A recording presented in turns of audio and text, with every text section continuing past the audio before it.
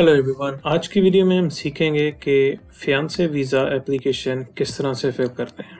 इसको petition for alien fiance कहते हैं, फॉर्म I-129F। ये बहुत ही आसान पिटीशन है। I'll show you step by step. You don't need to hire any attorney or consultant. आप खुद से ये पिटीशन फाइल कर सकते हैं। And trust me, you can save a lot of money. Just follow the instructions, watch this video. तो video को आप साथ साथ देखें, खुद से खुद का एक फॉर्म खोलें फियांसे एप्लीकेशन का, और आप इसको खुद से फिल कर सकते हैं। And that will save you a lot of money. कम से कम $1,000 आपका बच जाएगा।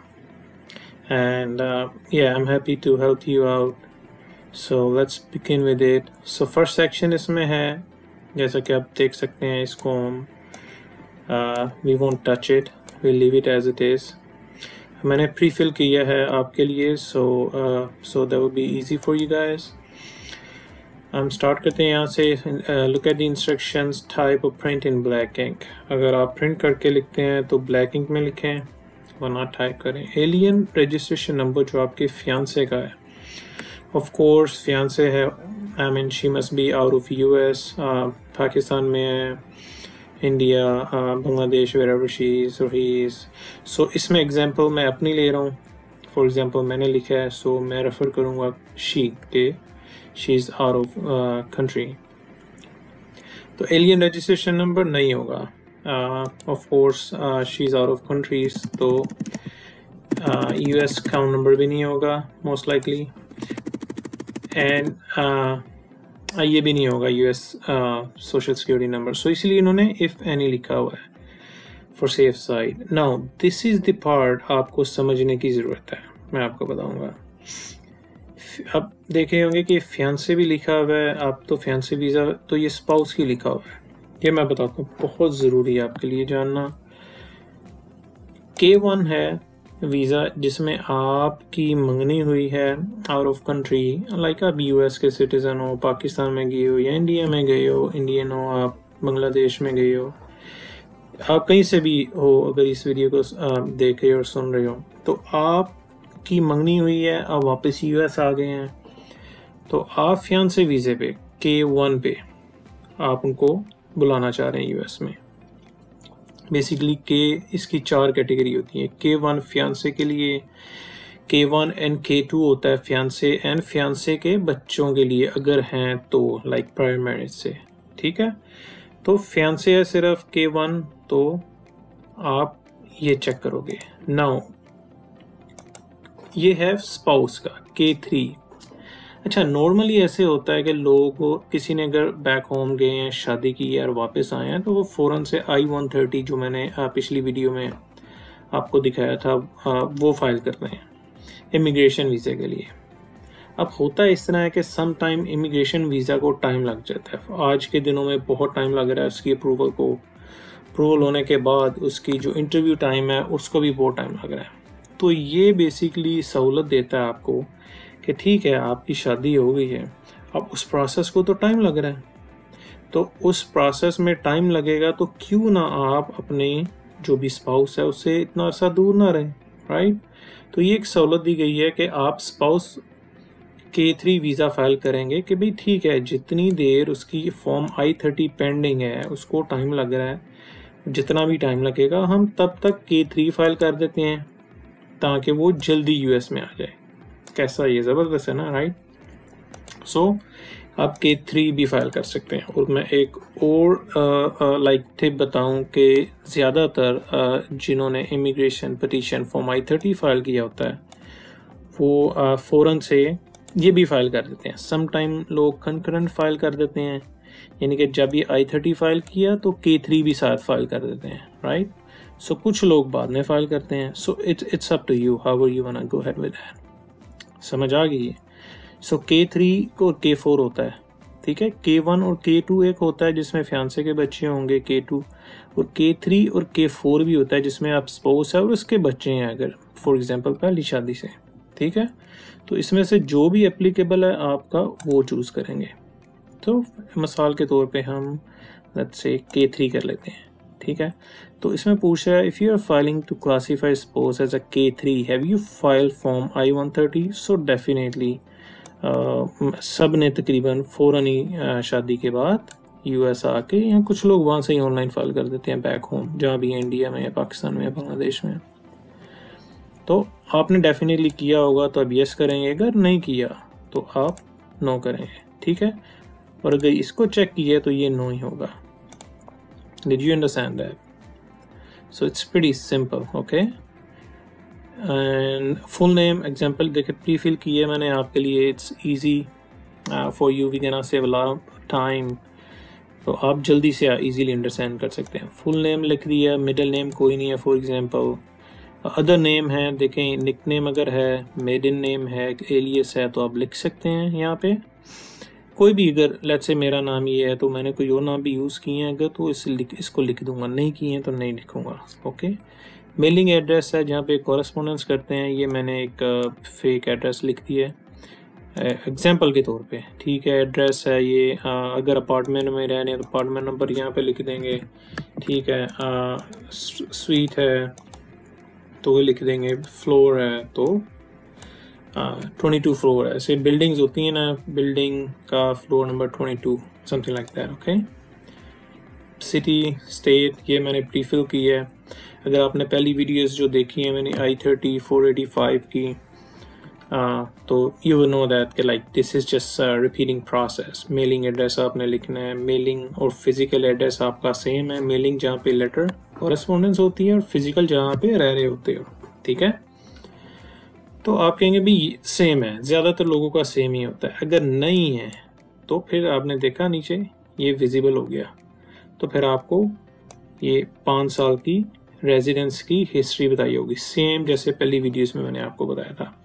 अगर इसको यस करते हैं ऊपर से तो ये डिसेबल हो जाएगा, अगर नो है तो आप 5 साल की हिस्ट्री बता रहे हो।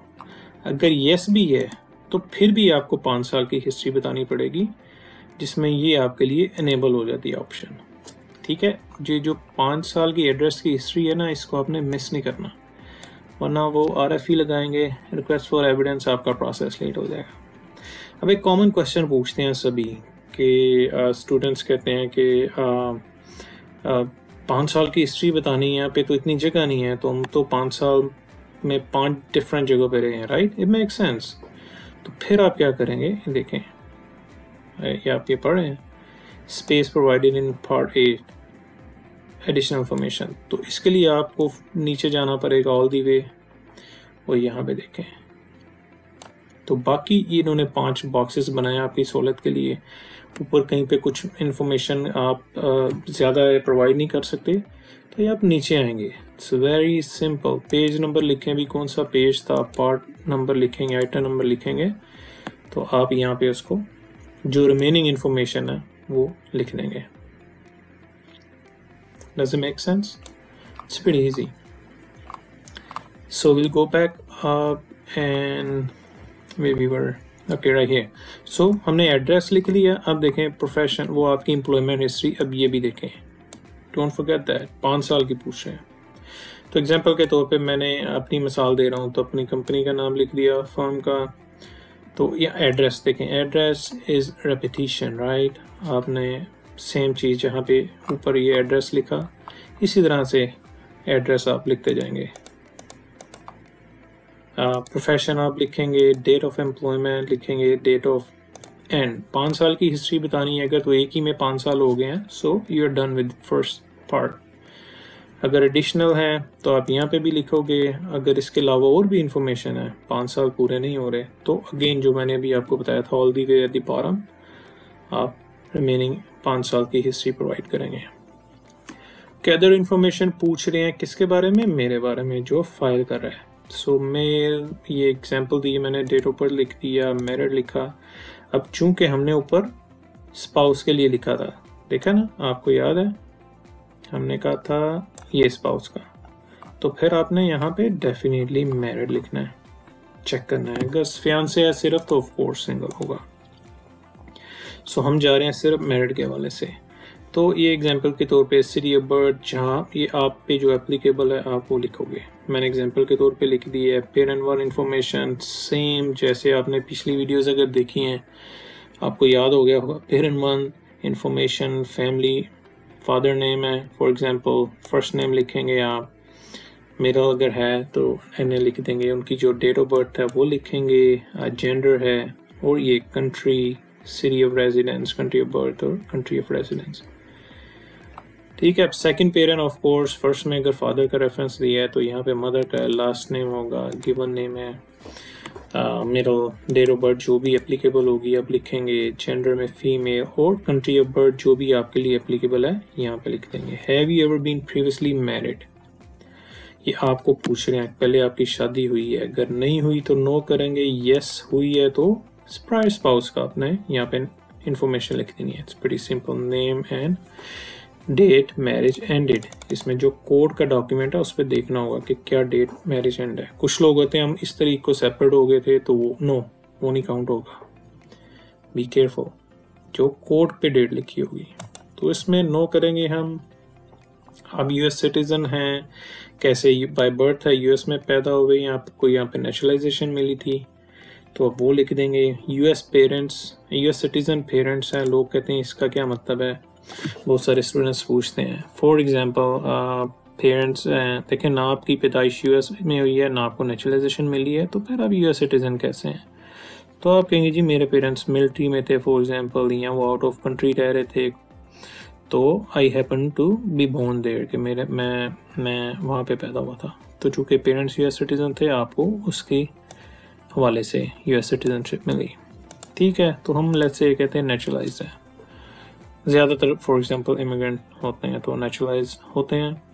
तो फिर कहते हैं आपके पास नेचुरलाइजेशन सर्टिफिकेट नंबर है, तो have you obtain naturalisation certificate in your own name, कहते हैं जी यस। अगर नहीं करेंगे तो ये सेक्शन ब्लॉक हो जाएगा, डिसेबल हो जाएगा। यस है तो फिर आप सर्टिफिकेट नंबर जो भी आपके पास सर्टिफिकेट है तो you will know that definitely कि उसका नंबर क्या है, प्लेस ऑफ इशुएंस क्या है, फॉर एग्जांपल जी डैलस है जी, किस तारीख को इशू हुआ, आप जो भी डेट लिख सकते हैं, कुछ भी लिख दिया मैंने।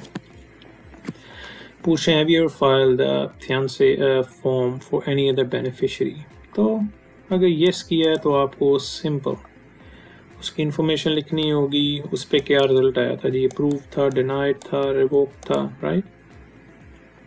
अगर नो करते हैं तो ये डिसेबल हो जाएगा। Do you have any children, आपके बच्चे हैं अंडर 18 ईयर्स के, तो अगर यस है तो उनकी एज लिखेंगे यहाँ पे, अगर नो है तो you will leave it as it. कहते हैं 18 साल के आप जो है ना, प्लीज प्रोवाइड यूएस स्टेट और foreign countries in which you have resided since your 18 birthday. 18 साल के बाद तक आप कहाँ किन कंट्री और स्टेट में रहे हैं। तो लेट्स से मिसाल के तौर पे दे दीजिए मैं ये पाकिस्तान रहा हूँ और टेक्सास से यूएस में रहा हूँ। यहाँ स्टेट की ऑप्शन नहीं है, अगर आप प्रिंट करेंगे तो आप साइड पे हाथ से लिख सकते हैं, it's okay, it's not a big deal. And information about your beneficiary, अभी है वो आपकी स्पाउस के बारे में या फियांसे के बारे में। ठीक है, लास्ट नेम है, फर्स्ट नेम है, जो भी है उनका लिखेंगे। मिडिल नेम है, ए नंबर नहीं होगा। ऑफ कोर्स अगर आउट ऑफ कंट्री हैं तो सोशल सिक्योरिटी नंबर भी नहीं होगा। ये यहाँ पे IRS फेडरल जो है ना आपकी आइडेंटिफिकेशन नंबर होता है। उनकी डेट ऑफ बर्थ आप लिखेंगे जो भी है, female, status married, city, country of birth, और ये same thing we used it before. Other name used अगर उन्होंने किया है, provide all other name you have ever used, so basically आपके बारे में पूछ रहे हैं सीधा यू हैव एवर यूज्ड। तो अगर आपने एलियासेस, निकनेम, मेरे नेम यूज किए हैं तो उनको लिखेंगे, अगर नहीं है तो not applicable. Information about your beneficiary, mailing address जो आपकी स्पाउस है या फियांसे है उनका मेलिंग एड्रेस एग्जांपल के तौर पे मैंने लिख दिया जी DH ड्राइव है लाहौर में, पंजाब जिप कोड है और पाकिस्तान, सिंपल एड्रेस। यहाँ भी देखें 5 years history, did you see that, your beneficiaries की यानी कि स्पाउस की या फियांसे की 5 साल हिस्ट्री जो है, सेम प्रोसेस आपने जो ऊपर देखा पहली वीडियोस में देखा, 5 साल हिस्ट्री प्रोवाइड करनी है, एक एड्रेस ये हो गया। अगर इसमें 5 साल पूरे हो गए हैं दैट्स फाइन, नहीं हुए तो फिर यहाँ पे लिखें। अगर इस यहाँ भी नहीं हुए तो मैंने भी आपको बताया था कि एट द बॉटम जो है ना आप वहाँ पे लिख सकते हैं, eight the bottom of this form. उनकी एम्प्लॉयमेंट हिस्ट्री अगर कोई है तो यहाँ पे एम्प्लॉयर नेम और एड्रेस, एड्रेस जो है इसका पैट सेम है जैसे यहाँ पे आप लिखेंगे। अगर नहीं है तो NA कर देंगे। लाजमी नहीं आपने हर सेक्शन में नॉट एप्लीकेबल लिखना होता है, इट्स नॉट रिक्वायर्ड। यहाँ पे भी एम्प्लॉयर के बारे में अगर है so we'll provide it, not so you can simply NA लिख सकते हैं। उनके पेरेंट्स के बारे में, ये बेनिफिशियरी आपके स्पाउस या फियांसे के पेरेंट्स के बारे में, मिसाल के तौर पे मैंने लिख दिया जी family name, last name Ali है, आसिफ है, नेम है, डेट ऑफ बर्थ जो होगी वहाँ पे लिखेंगे, male, country of birth, city and country of residence, same जो आपने खुद के लिए लिखा था अपने पेरेंट्स के लिए। मदर के लिए एग्जांपल के तौर पे मैंने एक नाम लिख लिया, female, city, country of residence, city of birth, country of residence, same. Has your beneficiary, जो फियांसे स्पाउस है, पहले शादी हुई है उनकी? नो। अगर यस है तो आप यहाँ पे इनकी इंफॉर्मेशन प्रोवाइड करेंगे। ओके। बेनिफिशियरी यूएस में रह चुके हैं पहले तो आप कह रहे हैं नहीं, ठीक है। अगर yes, have you beneficiary ever been in the US, yes है तो आप बताएंगे भी क्या लास्ट टाइम कैसे आए थे, भी विजिटर आए थे, स्टूडेंट आए थे, लाइक क्या स्टेटस था, तो उनको पता होगा। I-94 डॉक्यूमेंट नंबर होता है, मैंने आपको पिछली वीडियो में बताया था। Let's see, I have example, इसका नंबर ये नंबर I-94 का ये ना एग्जांपल मैंने लिया है, ये नंबर है। सो डेट ऑफ अराइवल समटाइम इन्होंने यहाँ पे लिखी होती है, जैसे ये है पासपोर्ट किसी, दिस इज समबडीज सैंपल, ठीक है। इस फॉर्म में देखेंगे आप तो यू नो कि इस पे डेट ऑफ अराइवल क्या थी, ये नंबर क्या था, ठीक है। तो फिर उनका जो स्टेटस एक्सपायर कब हो रहा है वो भी लिखा होगा। I-94 के ऊपर पासपोर्ट नंबर क्या है, ट्रैवल डॉक्यूमेंट नंबर क्या है, कंट्री कौन सी है जिसने इशू किया है, let's say country options passport Pakistan लिख दिया, एक्सपायरेशन ऑफ पासपोर्ट एक्सपायर कब हो रहा है हमने लिख दिया जी इस तारीख को एक्सपायर हो रहा है। आपके बेनिफिशियरी जो है स्पाउस या फियांसे के बच्चे हैं, नहीं हैं, नो, यस अगर हैं तो बच्चों की इंफॉर्मेशन, ठीक है। तो अगर फिर यस किया है बच्चों की इन्फॉर्मेशन होगी, पूछ रहे हैं कि बच्चे आपके साथ रहते हैं, यानी कि बेनिफिशियरी के आप कहते हैं यस, तो यहाँ आप कहेंगे नो। तो अगर आप कहते हैं नो तो फिर वो जानना चाहेंगे वो कहाँ पे रहते हैं, आपके बेनिफिशियरी के बच्चे, अगर हम कह रहे हैं कि हैं, ठीक है। फिर उनका यहाँ पे एड्रेस लिखेंगे, एड्रेस स्टाइल सेम है जैसे आपने खुद का लिखा था। तो यहाँ पे एग्जांपल के तौर पे हम कहते हैं कि बच्चे नहीं हैं, ठीक है, वैसे इसको अनचेक कर देंगे, ठीक है। सो एड्रेस कह रहे हैं कि यूएस में आपका बेनिफिशियरी कहाँ पे रहेगा, कहाँ पे रहना चाहता है, तो ये जो आपका एड्रेस होगा मैंने इसको प्रीफिल कर दिया है। एग्जांपल के तौर पे उनका एड्रेस अब्रोड क्या है बेनिफिशियरी का, जो स्पाउस या फियांसे है, तो ये एड्रेस आप लिख देंगे। और ये इम्पोर्टेंट है, देखें वो कह रहे हैं beneficiaries name and address in his और हर नेटिव अल्फाबेट। आपके जो बेनिफिशियरी है उनका नाम और एड्रेस उनकी आबाई ज़बान में, नेटिव। अगर आप पाकिस्तान से हो तो जो नेटिव है, आप उर्दू लिख सकते हैं, पंजाबी लिख सकते हैं, इंडिया से हैं हिंदी लिख सकते हैं, जो भी वहाँ तमिल, जो भी आबाई ज़बान है, बांग्लादेश से हैं बंगाली लिखेंगे, पश्तो लिखेंगे, अगर आप लाइक उस रीजन से हैं तो जो भी आबाई ज़बान होगी इसमें आप नाम लिखेंगे, एड्रेस लिखेंगे, शहर का पता, प्रोविंस और कंट्री नेम।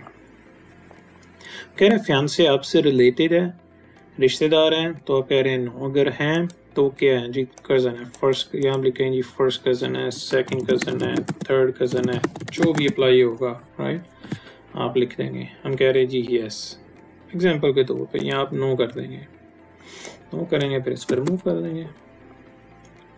और जिस कैटेगरी में हम देख रहे हैं, क्योंकि हमने तो बोला हमारी स्पाउस है, राइट, तो फिर फियांसे तो एप्लीकेबल नहीं होगा, राइट। तो फिर हम करेंगे ये नॉट एप्लीकेबल, क्योंकि मैं कह रहा हूँ बेनिफिशियरी तो मेरा स्पाउस है। आपने देखा था ना ऊपर हमने चेक किया था कि स्पाउस को मैं K3 वीज़ा पे बुलाना चाह रहा हूँ। तो यहाँ पे कह रहे हैं कि अगर have you and your fiance met in person during the 2 years में, अब अगर fiance के लिए अप्लाई कर रहे हैं K1 में, तो आप 2 साल इस एप्लीकेशन के फाइल करने से पहले राइट बिफोर 2 साल में मिल चुके हैं उसको, तो आप यस करेंगे या नो करेंगे। तो अगर नो करेंगे तो आपको उसकी जो है if you answered yes, actually अगर यस करेंगे एक्सप्लेनेशन देनी पड़ेगी नो के, लेकिन हम तो कर रहे हैं स्पाउस के लिए, राइट। तो हमने इसलिए चूज़ करेंगे not applicable because beneficiary is my spouse. So next में ये कह रहे हैं कि इंटरनेशनल मैरिज ब्रोकर के ज़रिए आप अपने स्पाउस को मिल दीजिए meet your beneficiary through this service, right.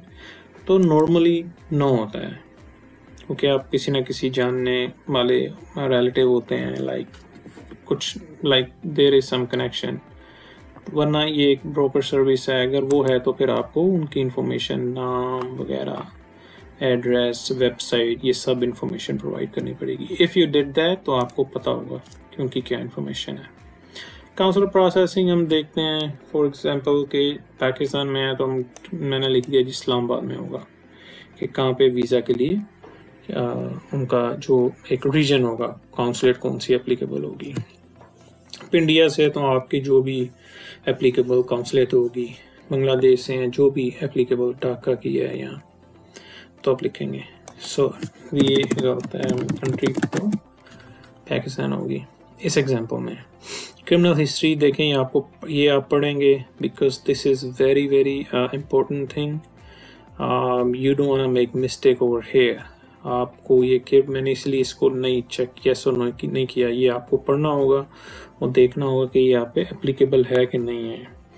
ये जो भी क्राइम्स हैं बहुत इम्पोर्टेंट है। यस है तो यस लिखेंगे, नो है तो नो लिखेंगे। ऑफ कोर्स यस है and if they happen to like आपने नो लिखा है, if they happen to know that, so ये आपकी पिटिशन डिनाई हो जाएगी because they take very seriously अगर आपने फॉल्सिफाई की एप्लीकेशन में। ओके, सो आप रीड करेंगे इसको एंड यहाँ पे भी आप रीड करेंगे। तो अगर आपने कहीं पे यस लिखा है तो फिर आपको ये ऑप्शन है कि भी आपने किस, और आपने कहा जी मैंने तो सेल्फ डिफेंस में किया था, राइट। तो आप यहाँ पे जो भी अपनी वजह जो है उसको चूज़ करेंगे जो भी एप्लीकेबल होगी। आई मीन अगर आप इन क्राइम में से किसी में भी यस करते हैं तो आपको पता होगा कि आगे इसका क्या रीज़न और एक्सप्लेनेशन है। ये कह रहे हैं कि have you ever been arrested, क्या आप अरेस्ट हुए हैं, चार्ज इंडाइटमेंट। सो ये आप देख लें तो मोस्ट ऑफ द केसेस में नो है।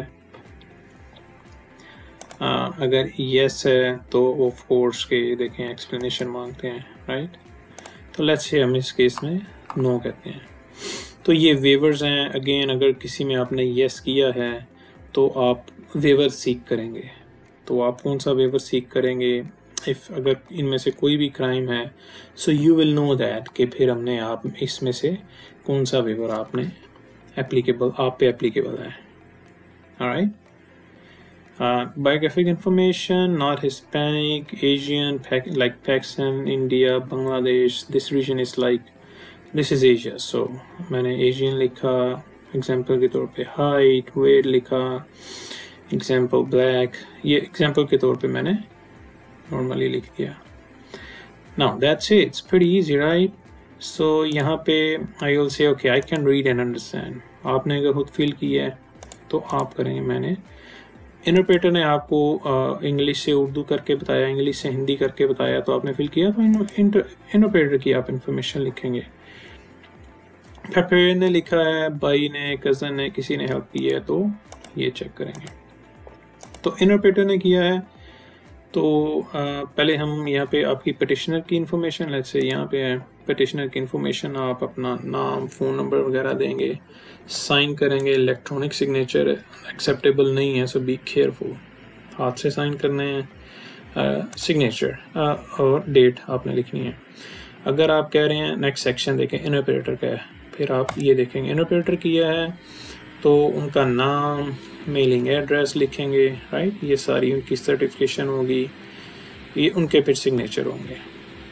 ओके, तो अगर आप यहाँ पे कह रहे हैं प्रिपेयर, ये लेट्स से मेरे कज़न, दोस्त, भाई, अटर्नी किसी ने किया है फिर, तो फिर उनको ये सेक्शन फिल करना होगा। प्रिपेयर का फुल नेम क्या है, उनका एड्रेस क्या है, उनकी कॉन्टैक्ट इन्फॉर्मेशन क्या है, ठीक है। और ये अटर्नी के लिए, I am not an attorney, तो मैं तो कज़न हूँ भैया, आपका दोस्त हूँ भाई, उसने लिखा है।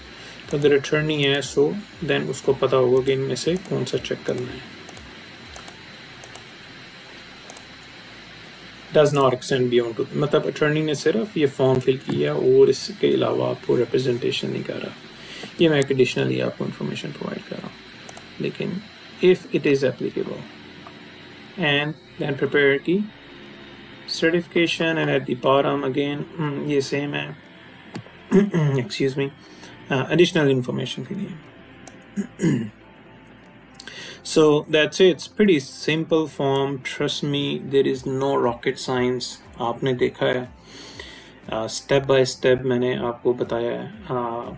आप खुद से फिल करें, सबमिट करें USCIS को along with the requirements जो भी हैं वो अपनी वेबसाइट में पोस्ट कर दूंगा कि कौन से डॉक्यूमेंट्स वगैरह चाहिए जो आप इसके साथ अटैच करेंगे और फाइल करेंगे। अगर आपने आई एम श्योर अगर स्पाउस के लिए है I-30 फाइल कर दी हुई है आपने, तो इसकी कोई फीस नहीं होती, this is free. Alright, so it's very simple, save your money. Attorney या कंसल्टेंट को हायर करने की ज़रूरत नहीं है, आप खुद ही फिलअप कर सकते हैं। मैं I am happy to help you all and good luck.